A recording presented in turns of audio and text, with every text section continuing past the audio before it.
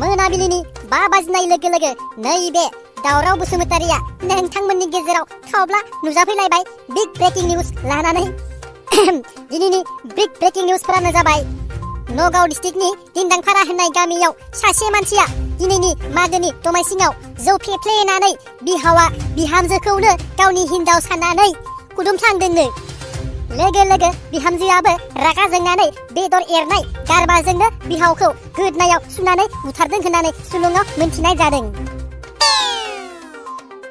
दिनै गोबां जायगायावनो बेलागुर बानायनानै माखासे सेंग्राफोरा खाना जाबाय थानायावनो सानैसो लोगोफोरा बेलागुर सिङाव उन्दुनानै थानायाव सासे लोगोआ जौ फेनानै हुस गैयै बायदि जानानै बेलागुरखौनो सावनानै होयो आरो बेलागुर सिङाव थानाय लोगोफोरा गासैबो दुब्ला हांगार बायदि जाजोबो। दिनै गोबां जायगायावनो अमा बुथारनायनि थाखाय हाग्रानि मोसा सिंह मैदेर बायदि बायदि जुनारफोरा अमा बुथारनायनि थाखाय जोबोद दुखु फोरमायदों। थांनाय सप्तायाव हाबा जालांनाय सासे हिन्जावा मागो दमासिनि थाखाय जेबो फिथा सावराय सावनो रोङिनि थाखाय हौवाया हिन्जावखौ बुनानै होना हरो। हिन्जावा जोबोद दुखु मोननानै गाबै गाबै गावनि बिमानि न'आव थाङो। क'क्राझार जिल्लानि दाबसे गामियाव माखासे सिख्लाफोरा जयै खाना जानायाव गोबां जौ फेनायनि थाखाय गावनि गाननाय ड्रेसखौ खुनानै फेसबुकआव भिडिअ इउटुबाव भिडिअ आपल'ड होनानै गावखौनो गाव भाइरेल खालामनानै लायो। बिनि थाखाय सरकारा खाना जानायाव जौ लोंनायखौ बन्द खालामनांगौ होननानै फोरमायदों।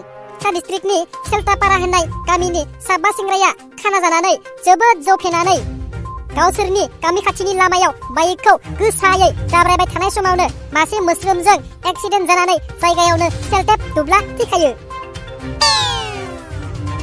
दरं जिल्लानि बुरबुरि होननाय गामिनि मोनसे नखरनि सासे हिन्जावा जौ लोंफेरा दिनै मागो दमासिनि एसे बेदरजों लोंनानै नायनि होननानै गंसे बियारखौ लोंजोबखायो। बिनि उनाव हराव गावनि हौवानि सायाव हासुद लानानै फैयो होननानै सुलुङाव फोरमायनाय जादों।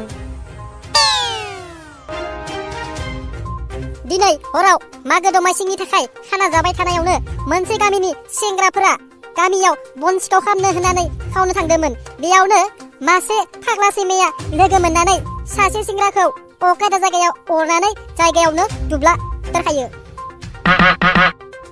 दिनै गोबां नखरावनो बयहाबो अमा बेदर दाउ बेदर हांसो बेदर बोरमा बेदर फिथा सौराय बायदिसिना बानायगासिनो दङ। बेखौ नुनानै मावजिफोरा जोबोद खुसि आरो मिनिस्लुनानै सेलफि लादों होननानै जोंनि सिसि केमेरायाव नुजादों। बेनिखायनो नोंथांमोना बेदर फिथा सौरायफोरखौ एसे मोजां जायगायाव दोन होननानै सरकारा जोंनो खोन्थादों। बालाबारि होननाय गामिनि सासे सेंग्राया गावनि गोसो थोनाय सिख्लाखौ दिनै हराव खावनो होननानै थाङो। सुलुङाव फोरमायनाय बायदिब्ला हिन्जावसानि बिमा आरो बिफाया सेंग्रानो हरनो गोसो गैया। बेनिखायनो सिख्लायाबो सेंग्राखौ मोननाय नङा होननानै दिनै बिमा बिफाया मागोनि थाखाय जौ फेनानै थायो आरो बे सानसावनो सेंग्राखौ सिख्लाया खावनो लिंहरो आरो खावनानै लांथारो। बेनिखायनो सरकारा जायनि नखराव फिसाजो दं बिमा बिफाफोरा जौ लोंनायखौ एसे खम खालामनानै फिसाजोफोरखौ दद लानो थाखाय खावलायहरदों। दिनैनि रादाबखौबो एसेयावनो फोजोबबाय आरो लोगोसे मागो दमासिनि बयनिसिमबो मोजां हामलायनायखौ बावहरनाय थाबाय। गोजोन्थों।